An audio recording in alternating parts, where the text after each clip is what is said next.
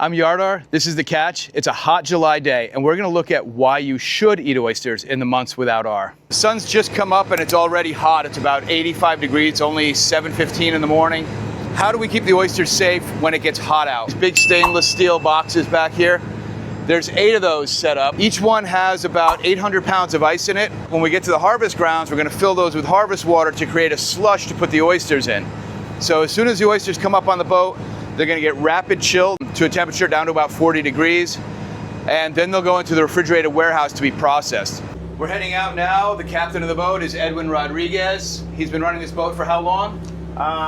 This boat I'm running for maybe 2 years. I run another boat before. What were you running before this? I started with the gentleman, bro. There's a Scout. Oh yeah. The little boat. Seed Scout. So you yeah. remember when we did the oysters, the video on seed oystering, he used to run one of the Seed Scouts with a hand crank. Hand crank, yeah. And he's worked his way up to running now what's the second biggest boat in the fleet. The biggest boat in the fleet is the Shell boat, which we'll do a video on that as they start doing Shell again. If you go back 20 years, the boats would go out in the heat and they would have 12 hours to load the oysters. They'd load them on deck and they would sort them out on the boat as they went, but they would be sitting out in the heat. Now in Connecticut, everyone's mandated in the summertime to use icing to prevent any illnesses from occurring in the oysters. You'll see here on the cultivator, there's 2 dredges that he's gonna work with. There's one on the starboard side and there's one on the port side. These dredges are pretty big. Each of those holds about 10 bushels of oysters, and the dredges themselves weigh probably about 400 or 500 pounds.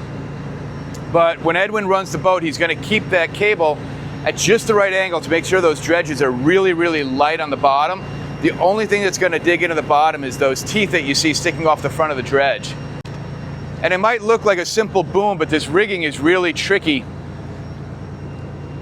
Everything gets lifted and lowered just off this one cable running to the winch down here. But you'll notice there's 3 other lines coming off the boom which keep it from going too far forward, too far back, or too high up when they haul the dredge back, or from getting the boom to sit too low in the water. It's a very complicated rigging that you can't really draw it out before you do it. You just have to kind of figure it out as you go and adjust the lines. You can see how heavy duty everything is on this boat. 10,000 pound winch, 3/4 inch stainless steel wire. This is a 4x4 stainless steel square pipe. It looks like it's, it might even be 3/8 of an inch, and it's buttressed by this stringer going down it, which is another 1/2 inch by 3 inch piece of stainless. There's one on each side. So really, really heavy. Nothing here is gonna break. We have to ensure that the water that's cooling the oysters only comes from the certified harvest water, so there's no possibility of cross-contamination. All these boats you see in front of us are all coming out of Copp's Island, which is owned by Norm Bloom and Sons. And these other boats in front of us are not going out to harvest. They're just going out to clean grounds that have been harvested to get the last of the product off, which they'll then move to the next harvest ground. Now they're gonna lay those areas fallow. So every day this company puts about 30 boats out to sea, and only this one is bringing in product for the marketplace. That means there's a huge infrastructure, a lot of equipment, a lot of manpower, and a lot of money behind producing everything that you're gonna see come onto this boat today. There are some oyster harvesting operations that are just one man in a boat with a simple rake who'll come in with a couple of bushels of oysters, and even they have to ice in the summertime, so they'll bring a little igloo cooler, fill it with ice, and ice their oysters. But this is the bulk production that feeds the market. Those small harvesters would never be able to fulfill the demand that's out there for oysters. So here we're inside the Norwalk Islands. This is part of Long Island Sound. Long Island Sound is a unique estuary for a couple of reasons. One is it's very deep. Long Island, which we can see out there on the other side of the Norwalk Islands, is what's called a terminal moraine, which is the deposits that were running over the glacier when the glaciers melted. So this is where the glacier was sitting at the end of the ice age, and it's carved a big valley out in the water here that you know we can't see because it's underwater, but it creates a very deep estuary. Big tidal flow. So the general flow is Atlantic seawater flowing in and then out through New York City, which is about 40 miles off to the west. The other cool thing about Long Island Sound, it has the largest temperature range of any body of water in the world. It can get down to as under freezing in the wintertime, and it can get as high as 90 in the summertime. So we're not at peak water temps yet, but we're still probably up in the 70s. We'll check that with Edwin when we get in the cabin. But it creates for a lot of challenging conditions when it comes to harvest. In the wintertime, when the water is right at freezing and the air is in the 20s, well, you can't go out because the oysters will freeze. So they'll actually use this same equipment here in the wintertime without the ice to keep the oysters warm. So they're the only company that can harvest in those extreme cold temperatures because they can harvest really fast where they have the oysters staged, fill the brailers up, cover it up, and get it in within an hour or two, and there's no threat of the oysters freezing. But as we'll see today, we're going to use it for the opposite purpose. We're going to use it to keep the oysters cold. So Edwin, it sounds like we're getting out to the harvest grounds now. You just slowed down. Yeah. So tell me what we're going to do. The first thing we have to do is we have to talk about records and cooling and you knowing where you are, right? Yes. So you're here on the 250. You're on lot 250. Yeah. And we've confirmed that that's open and the waters are safe for harvest. Yeah. I guess what I understand is we're going to fill, what do you call the bins? Do you call them brailers? What do you call those? Hoppers. We're going to fill the hoppers. Hoppers, yeah. So there's 8 hoppers up front. Yeah. Each hopper has a cage inside of it. You saw us loading the ice before. We're going to fill that with the right amount of water. So what is the water temp now? We're at 78 degrees. 70, yeah. Wow, that's warm. All right, so pretty simple. They're just filling the hoppers up with water so that they're not going into solid ice, they're going into a slurry. That allows the oysters to cool much faster. So Edwin's only had the dredge down for like not even a minute, and the first one's already off here on the side, it's filled. And here comes the second dredge. So you'll see how clean that water is running out of the bottom of the dredge. He's not digging in.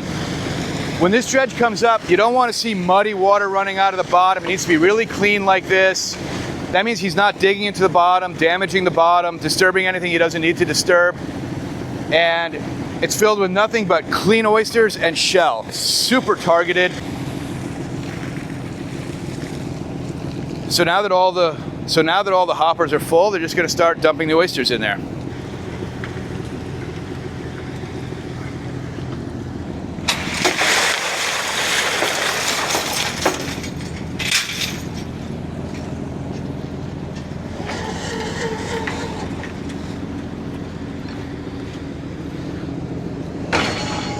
So they would start clocking the harvest time as now when that first dredge came out of the water. This product has now come under temperature control within seconds of being harvested. Not minutes or hours, but within seconds of being harvested.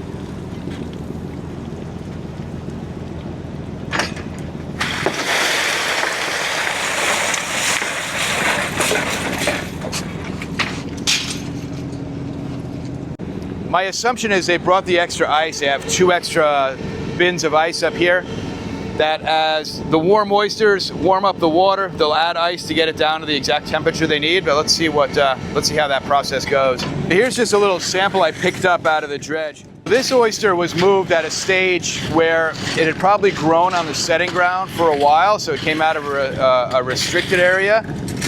So it hasn't had the chance to really grow here. It's maybe been here just through the spring, and it hasn't developed the shape.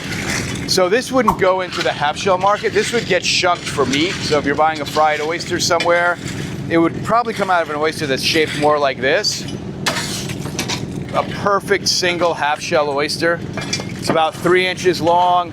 It's got a really nice round shape. You can see here how it's grown on nice open bottom with each growth line.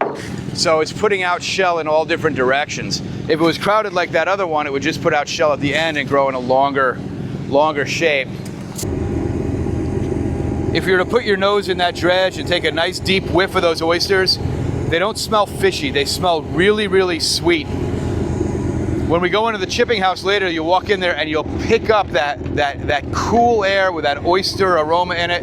And it really smells great. So whenever you're eating an oyster, the first thing you should always do is actually smell it. Smell the shell. You'll pick up the aromatic tones of the oyster before you eat it. It's like when you're drinking wine. You want to smell it and pick up some of the properties of it before you taste it. The old saying was never eat oysters in months without R.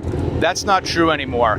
Now with mechanical refrigeration and rapid cooling processes, they're as safe in the summer as they are all the rest of the year. In fact, we sell more oysters in months without R than the ones with. Our busiest oyster season is June, July, and August. This is the first trip harvest records. This is the outside hopper. We started at 7, we finished at 7:12. Then the middle hoppers, we started at 7:13 and we finished at 7:22. So Edwin, how many trips will you make today? Probably 3. So the 3 harvest trips. Yeah. So they'll fill 24 hoppers today with oysters that will all get processed in the shop. How many bags do you think they'll make out of this?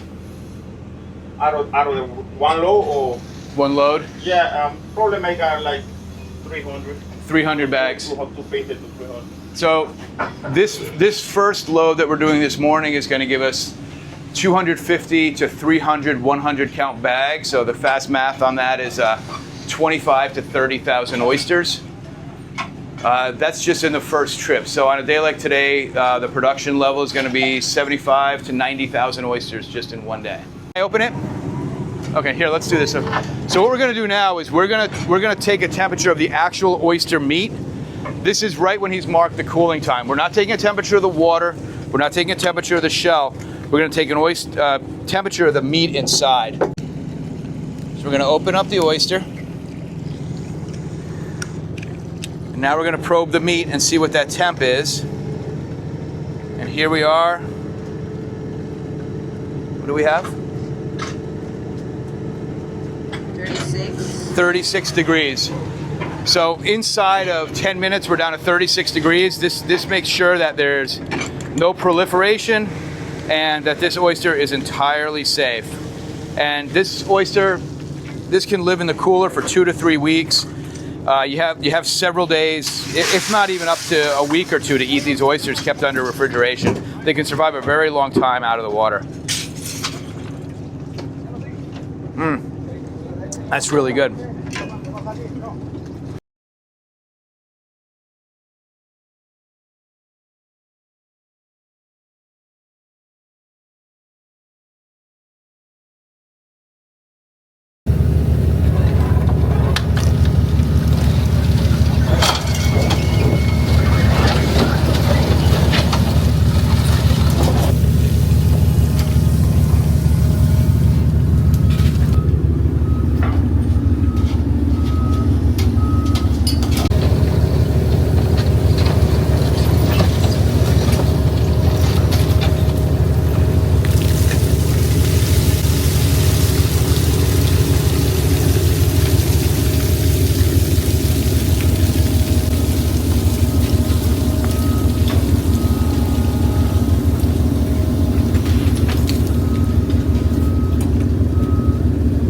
Now we're in the processing room. This is a refrigerated space. You can see the cooling units up above. As we know, everything that's coming in the cages has been pre-cooled, so it won't overtax the cooling system. You know, there's no evaporation coming out of here, so these oysters are already down to temperature. All the material that came up on that trip has to be sorted. So here he's putting all the market-sized oysters in this basket. He's putting all the undersized ones here. And all the shell material is going into this basket. This shell material is very, very important. We talked about this in the seed oystering video. You'll also see it in the video that we're going to make about how they return the shell to the water, because that's what they need to get new oysters. All of these market-sized oysters that he's picking out are later going to get a secondary pick. They'll go across this processing line where they get cleaned extremely well. They won't have any mud or dirt. Of course, at the restaurant or retail level, it would need a secondary wash, but it's all very clean. So here's one full cage of marked oysters that are ready for the market. All of these are full size, restaurant ready. These, of course, they still need to get cleaned, but they're all sorted. Any of the extra shell is broken off. They're all nice shape. All with a nice deep cup. That's what you really want to see, is a deep cup on one side, a flat shell on the other. That's a perfect oyster. Have a nice big body in it with a nice full meat. Here you can see the tag. It's got the date, it's got the lot number, it's got the town it was harvested in. So this can be traced back to the time and place that it was harvested. So we know where everything came from. As these get bagged and tagged, a tag will be produced for every bag that goes out there. That tag will either follow the oyster to the market. So if for any reason there's a reason to ever recall these, which almost never happens, you can trace back every single oyster to the time and place of its harvest. So we're not talking about traceability just to the harvester. We're talking about traceability to the time, the place, the location, the temperature controls, and every input that's gone into producing this product. With everything bagged and tagged, it now gets loaded onto refrigerated trucks and gets shipped across the country.